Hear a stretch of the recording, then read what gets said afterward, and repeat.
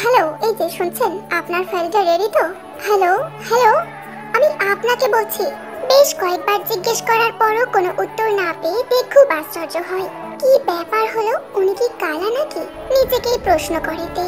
না না, তা কি করে হবে? অফিসে চাকরি পেয়েছেন যখন, তখন তো ইন্টারভিউ লেভেলটা ক্লিয়ার করে তবেই রিক্রুট হয়েছে। তাহলে কানে শুনতে না পেলে তো সিলেক্ট হতেন না। কিন্তু না, উনি তো একেবারে স্থির দৃষ্টিতে আমার দিকেই তাকিয়ে আছেন। চোখের পলকও পড়ছে না। শরীর খারাপ নাকি পাগল? উফ, যত সব এই অফিসে এসে জুটি। এবারে আমি পার্সোনালি নিজে ইন্টারভিউ নিয়ে তবেই চাকরিতে বহাল করব। পেয়ে বিরক্তিতে ফেটে পড়ে। অবশেষে চেয়ার ছেড়ে উঠে দাঁড়িয়ে জাঙ্কুকের মুখের কাছে নিজের বুড়ো আঙুল ও অনামিকার কম্বিনেশনে তৈরি টুস্কিটার বেশ জোরে আওয়াজ করে জিজ্ঞেস করে, এই যে আপনার কি মতলব বলুন তো? আপনি কি পাগল না ধান্দাবাজ, না সত্যি সুট বুট পরিহিত অসভ্য একটা লোক? মেয়েদের দিকে এইভাবে তাকাতে আপনার লজ্জা করে না? এইসব ধমকানিতে বিন্দুমাত্র কর্ণপাত না করে তেজ চোখে চোখ রেখে আবেগে ভেসে গিয়ে গদগদ হয়ে জাঙ্কুক বলল, ও গো অপরূপা, তোমার কাজল কালো আঁখির দৃশ্যপটে যে স্পষ্ট প্রেমের ঘন ঘটা। কমলা লেবুর মতো টসটসে রসের টইটুম্বুর সিক্ত দুটি অধর। ইচ্ছা জাগে এক্ষুনি কোয়া দুটো চুষে চুষে ধীরে ধীরে তার রস আস্বাদন করি। এইটুকু বলেই জাঙ্কুক যে ক্ষান্ত হয় তা কিন্তু নয়। ওর চোখের সামনে তখন মাঝ সমুদ্রে ভেসে ওঠা দুপুরের মতো সেই দৃশ্য, সেই আঁকা বাঁকা রাস্তা। ও মহানায়ক উত্তম কুমারের মতো বাইক চালাচ্ছে, আর পেছনে বসে আছে সুন্দরী এক নয়নতারা। আপনি কি কথা বলবেন? তুমি বলো। What is this? ডিসগাস্টিং। বসের সাথে কি ভাষায় কথা বলতে হয় জানেন না? তখন থেকে আপনার ফাইলের মিস্টেক জানতে চাইছি, আর আপনি? জাঙ্কুকের বস পেয়ে ফাইলটা ছুঁড়ে টেবিলে ফেলে দেয়। কেবিনে তখন সাপ্তাহিক মিটিং এর টেবিলে জাঙ্কুকের আশেপাশে বসে থাকা কলিগদের হাসির রোল। একদম পাশেই বসে থাকা জাঙ্কুকের কলিগ আয়ু ওকে এবার জোরে একটা ধাক্কা মারে। জাঙ্কুকের চেতনা জাগ্রত হয়। ও চমকে উঠে চেয়ারের হাতলটা নেড়ে চেড়ে দেখে, কই, এটা তো মোটরসাইকেল নয়। চোখটা কচলে নেয়। সামনে দাঁড়িয়ে অফিসের নতুন বস তে। ঠোঁট তো কমলা লেবু নয়, এ তো মনে হচ্ছে মোচার খোলা। চোখ দুটো কোকিলের রক্তচক্ষু। ও আল্লাহ, আমার রক্ষা করো। মনে মনে জপে ও চেয়ার থেকে টপ করে উঠে দাঁড়িয়ে বলল, sorry ma'am, very very sorry. আর হবে না, এবারের মতো ক্ষমা করে দিন। ক্ষমা? আপনি কি ক্ষমার যোগ্য? এক্ষুনি বের হয়ে যান, তারপর আমি দেখছি কি ব্যবস্থা করা যায়। একটা ইম্পর্টেন্ট মিটিং চলছে আর আপনি ইয়ার্কি মারছেন, তাও আবার বসের সঙ্গে। তে প্রচন্ড রেগে গিয়ে চশমাটা খুলে পাশে রেখে বলে, ডিসগাস্টিং। আজকের মিটিং ক্যান্সেল, আপনারা কাল আসুন। সকলে মিটিং রুম থেকে বেরিয়ে গেলেও জাঙ্কুক সেই একই ভাবে জায়গায় দাঁড়িয়ে রয়েছে। আপনাকেও যেতে বলেছি, কাল থেকে আর আসবেন না। আমি আমার সেক্রেটারিকে এক্ষুনি লেটার রেডি করতে বলছি। জাঙ্কুক ওর সামনে হাত জোর করে হাঁটু গেড়ে বসে বলে, আর হবে না ম্যাডাম, এই কান মুলছি। একটা সুযোগ দিন ম্যাডাম। এই চাকরিটা না থাকলে আমার পরিবার ভেসে যাবে।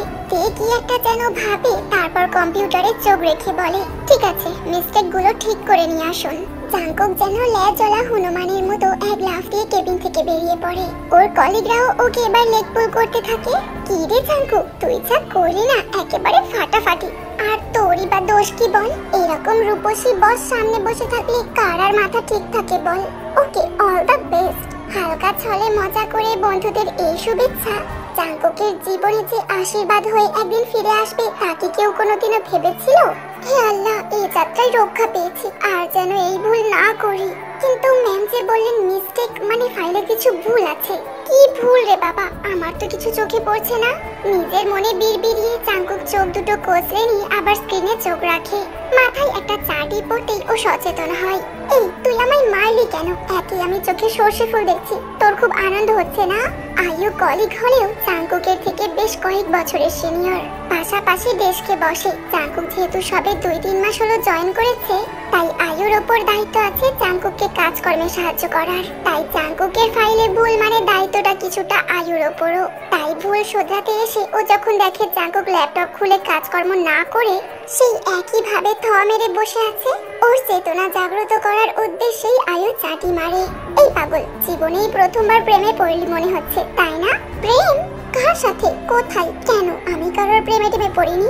আহারে, প্রেমে টেমে পড়েনি? আমি যদি বলি আলবাত পড়েছিস, তবে ম্যামের প্রেমে পড়েনি এমন কোনো পুরুষ মানুষ অফিসে আছে বলে তো মনে হয় না। ওদের সবার তোর থেকে বয়স বেশি, বেশিরভাগই বিবাহিত, তাই সব ডুবে ডুবে জল খেতে চাইছে। চোখের মতো, তাই কেস খেয়ে গেছিস। জাঙ্কুক ধরা পড়ে গেছে, তাই আর তর্কে বিতর্কে না গিয়ে বলে, ও আয়ু আপা, অস্বীকার করব না, ম্যামকে প্রথম দেখাতেই প্রেমে পড়ে গেছি, একেবারে পা পিছলে আলুর দম। কিন্তু কি জানিস ভাই, এই প্রেম তোর হৃদয়ের মণিকোঠায় সারা জীবন সংরক্ষিতই রাখতে হবে। আমাদের এই মধ্যবিত্ত সমাজের সাথে কি ওই বড়লোকদের প্রেম সাজে? তাই ভুলে যা ভাই, না হলে চাকরি নিয়ে টানাটানি হবে। এ বাজারে একবার চাকরি গেলে আর দ্বিতীয় কোনো সুযোগ চট করে পাওয়া দুষ্কর। তাই বলছি, নিজেকে সামলে এই ভুলগুলো ঠিক করে ম্যামকে ফাইলটা জমা করে আয়। সত্যি তো, বাবা মারা যাওয়ার পর সংসারের যা অবস্থা, তাতে চাকরিটা চলে গেলে তো না খেতে পেয়ে মরতে হবে। এইসব বিলাসিতা কি আমাদের সাজে? জাঙ্কুক একটা দীর্ঘশ্বাস ফেলে কাজে মন দেয়।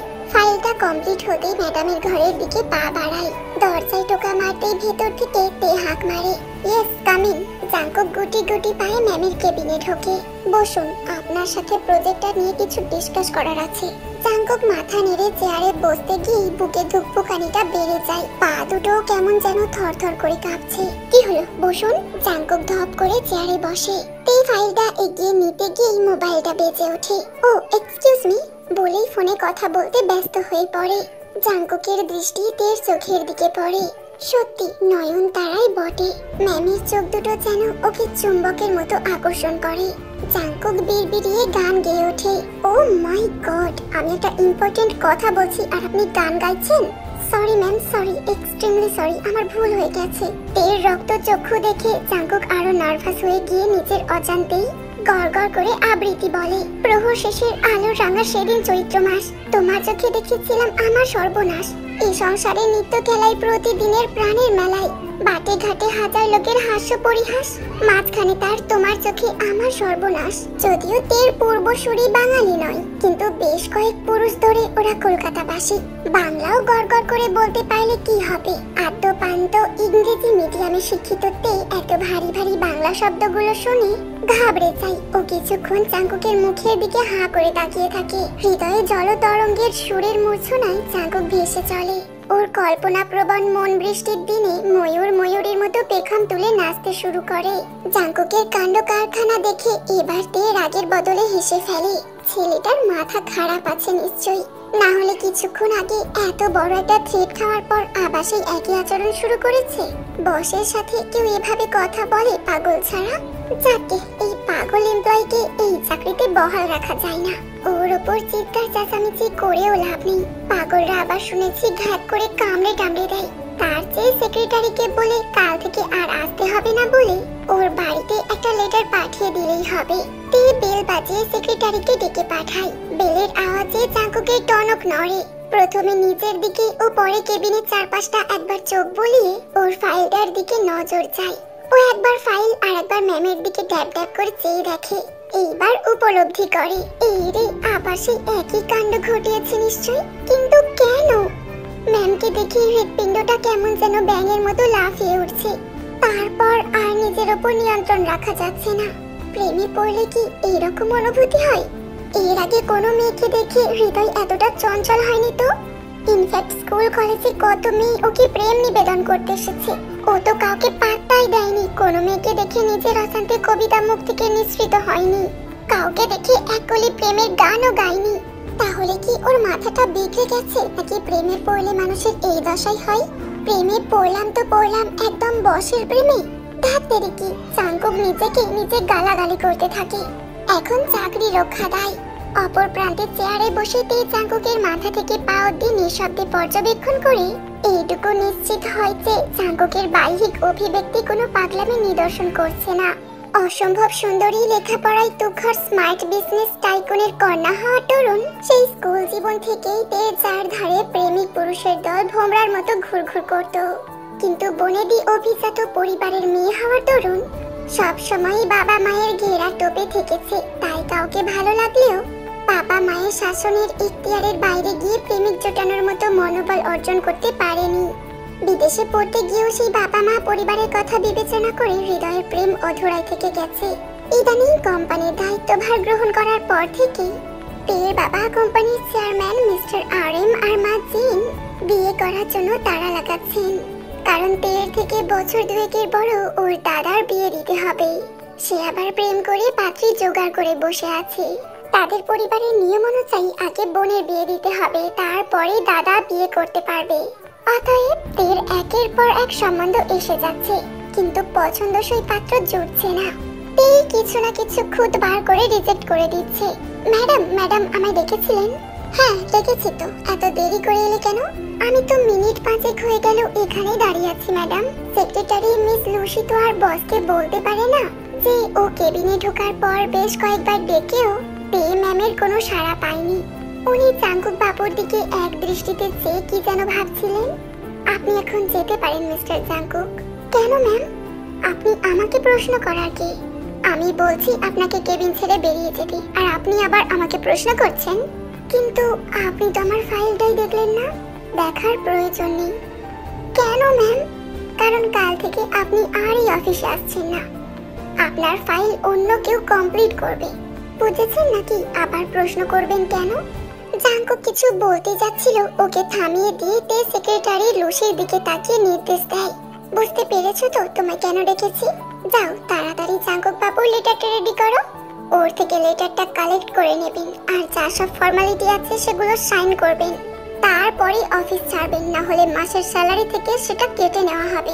ম্যাম ম্যাম আপনি এতটা নির্দয় হতে পারেন না ম্যাম। বারবার একই ভুল করবেন, আর হাত জোর করে ক্ষমা চাইলেই 7 খুন মাপ। এটা নাটকের স্টেজ নয়, এটা একটা অফিস। ভুল করেছি, অন্যায় বা অপরাধ তো করিনি।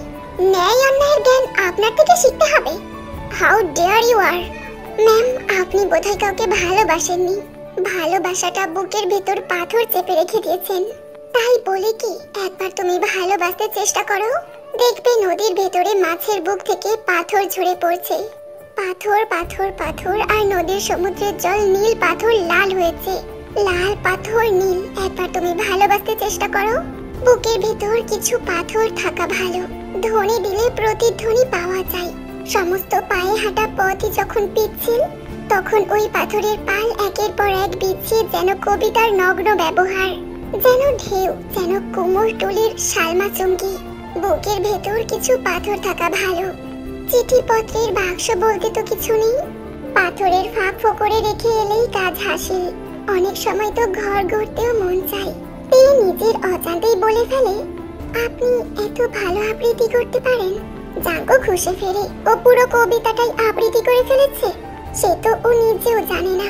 ম্যামকে দেখলেই ওর এই ভালোবাসার প্রকাশটা ও কিছুতেই কেন নিয়ন্ত্রণ করতে পারছে না। কেন? জাঙ্কুক নিজের হৃদয়কে প্রশ্ন করে, কোনো উত্তর পায় না। হৃদয় একদম নিশ্চুপ। জাঙ্কুক হতাশ হয়ে চেয়ারে হাতলটা ধরে বসে, নিজের অন্তরাত্মাকে প্রশ্ন করে, এই যে স্বতঃস্ফূর্ত কবিতাটা মুখ থেকে নিঃসৃত হলো, এই কি সামনে একজন সুন্দরী মেয়েকে দেখে ইনফ্যাচুয়েশন, নাকি সত্যিকার ভালোবাসা? ম্যাম ওকে নিশ্চয়ই সেই লোফার ছেলেগুলোর মতোই ভাবছে, যারা মেয়েদের দেখলেই হুইসেল মেরে প্রেম নিবেদন করে। ইস, কি যে করে ফেলেছে তাও নিজেই জানে না। নিজের উপরই বিরক্ত বোধ করে জাঙ্কুক চেয়ার থেকে উঠে মাথা নিচু করে দরজার কাছে যেতেই তে বলে ওঠে, আপনার ফাইলটা, এটা আপনি ভুলে যাচ্ছিলেন। ও ফাইলের আর কি কোনো দরকার আছে ম্যাম?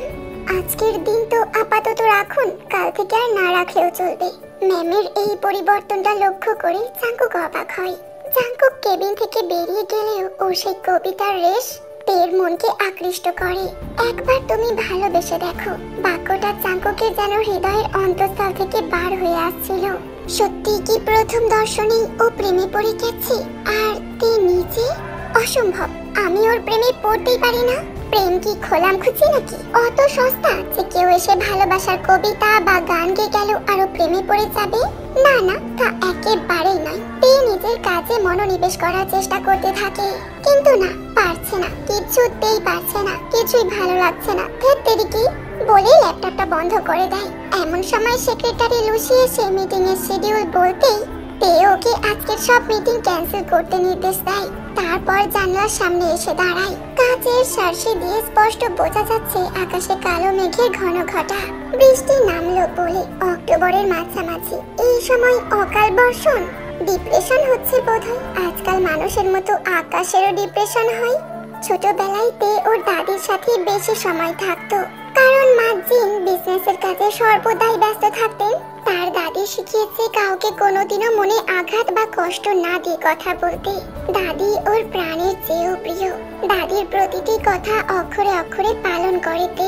কিন্তু দাদি তো আর জানে না এই বিশাল বিজনেসে সঠিকভাবে চালাতে গেলে কি করতে হয়। মেজাজটা ঠিক রাখাই যে বড্ড মুশকিল হয়ে পড়ে।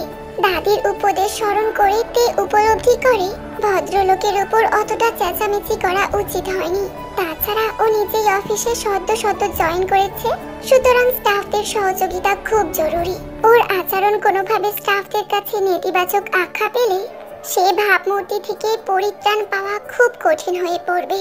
দোষটা হয়তো তারই, সে জাঙ্কুকে ঠিকঠাক কাজটা বুঝিয়ে দিতে পারেনি, তাই হয়তো ভুল হয়েছে। কিন্তু প্রেম নিবেদন সে না হয় পরে দেখা যাবে, আগে এই সমস্যার সমাধান তো করি।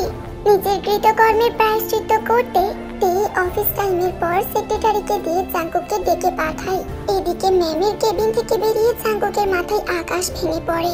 চাকরিটা তো থাকলো না, কি হবে এখন? বাবা মারা গেছেন, বিধবা মায়ের দায়িত্ব এখন তার উপর।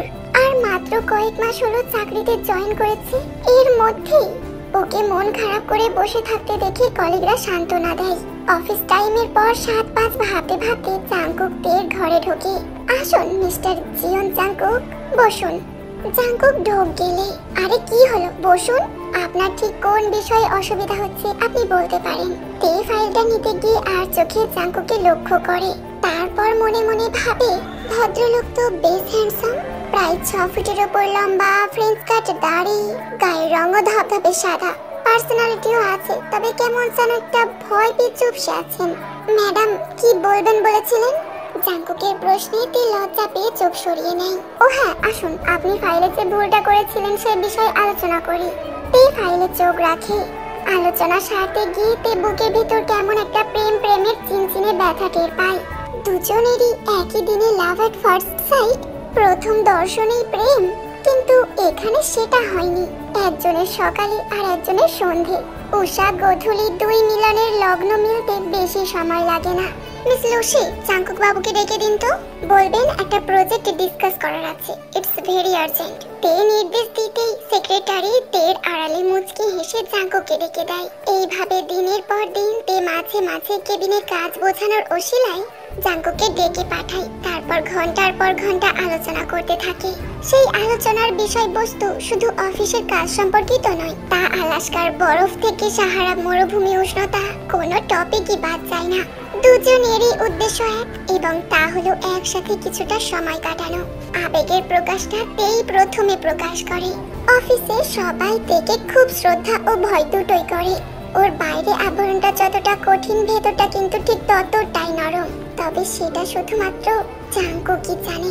সেদিনের সেই ঘটনার পর অফিসের অন্যান্য স্টাফরা ভেবেছিল সেই দিনই জাঙ্কুকের জব পতন হয়ে গেল।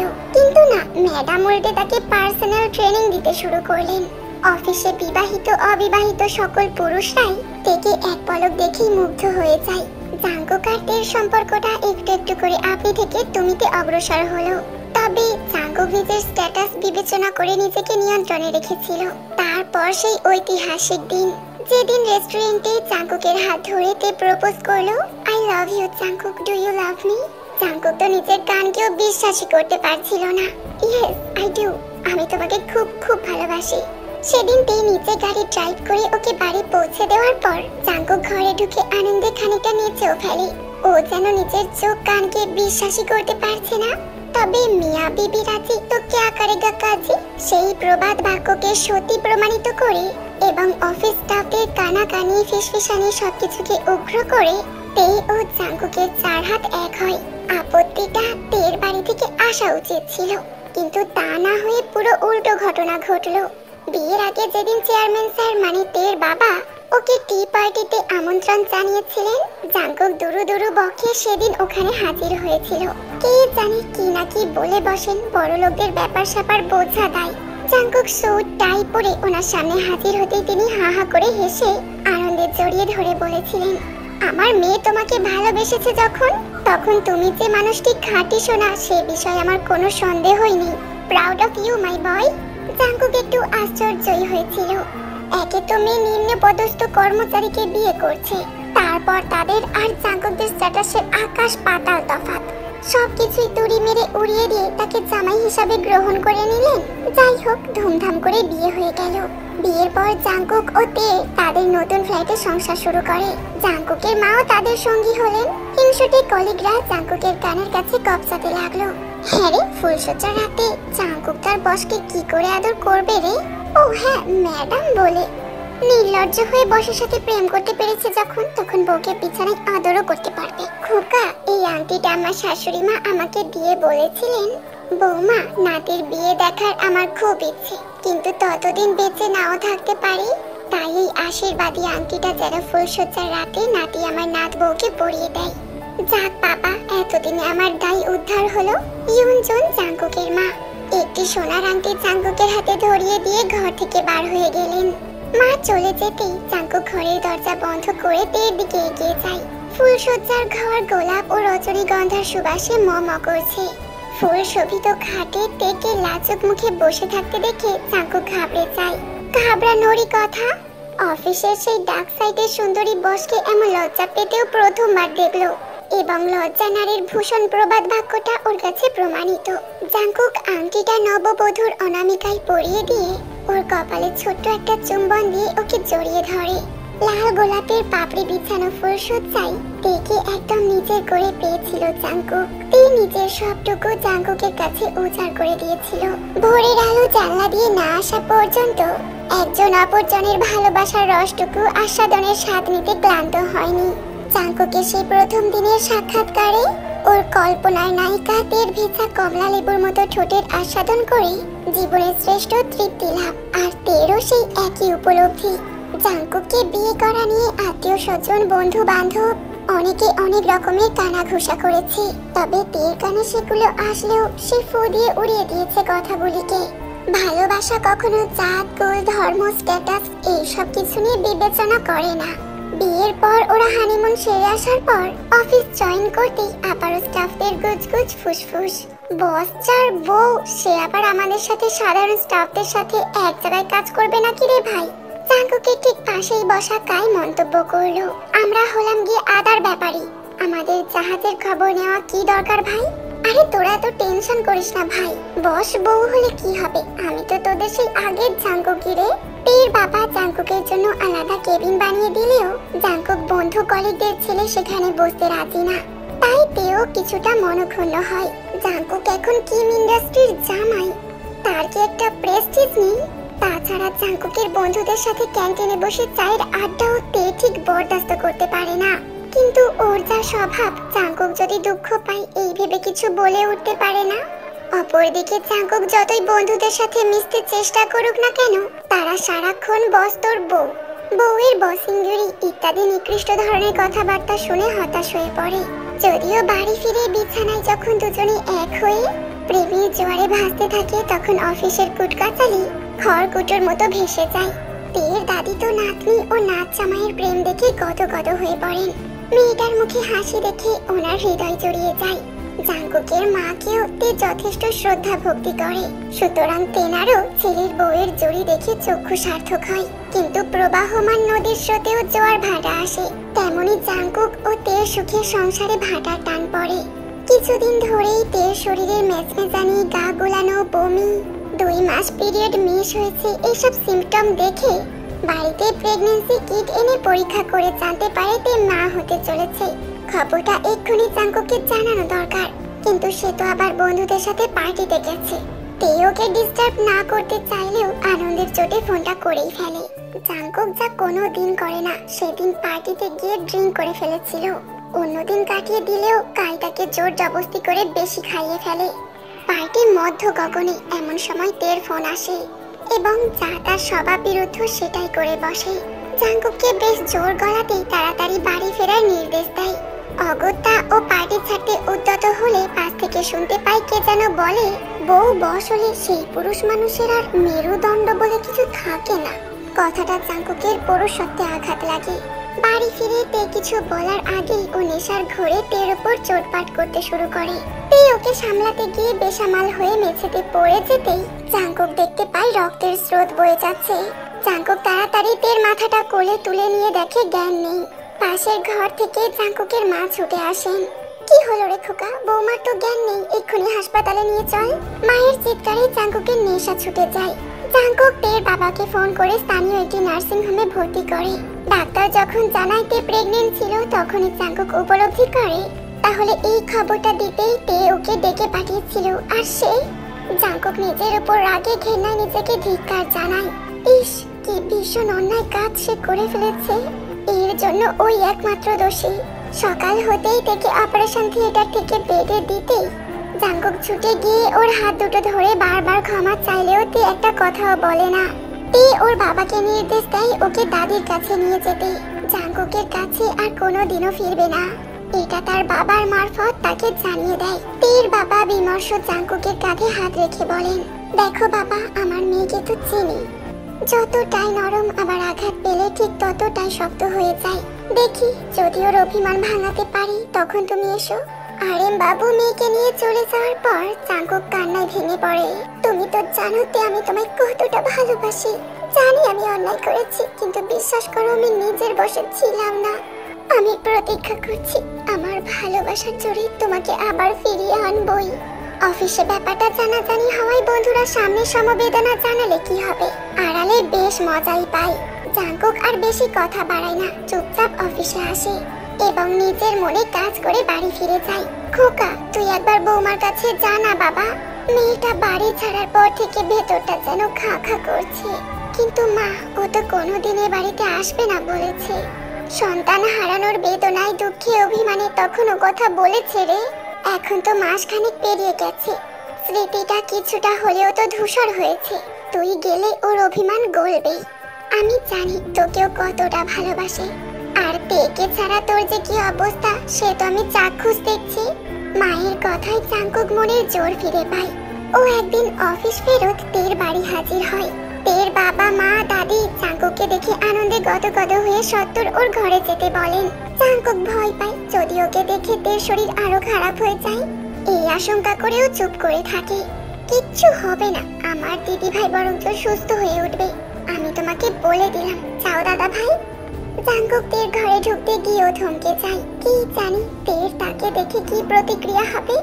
ধীরে ধীরে ঘরে ঢুকে দেখে তার সুন্দরী নয়ন তারা মুখটা শুকনো করে জানলার দিকে তাকিয়ে আছে। জাঙ্কুক আর নিজেকে নিয়ন্ত্রণে রাখতে পারে না, ছুটে গিয়ে ওকে জড়িয়ে ধরে। তের কমলা লেবুর মতো ঠোঁট দুটোতে চুম্বনে চুম্বনে ভরিয়ে দেয়। জাঙ্কুক ওর হাত দুটো ধরে বলে, আমাকে ক্ষমা করে দাও সোনা, আমি আমাদের ভালোবাসাকে অপমান করেছি। তে আঙুল দিয়ে ওর মুখ চেপে ধরে বলে, আর একটাও কথা নয়, বসের কথা শুনতে হয়, বিশেষ করে বউ যখন বস। জাঙ্কুক হেসে ফেলে, তেকে জড়িয়ে বিছানায় শুয়ে পড়ে। ছাড়ো, দরজা খোলা কেউ এসে পড়বে। জাঙ্কুক বউকে আদর করতে করতে বলে, আগে বলো আর কোনোদিন আমাকে ছেড়ে থাকবে না, তবেই ছাড়বো। এই জন্মে নয়, পরের জন্মেও নয়, 7 জন্মেও নয়।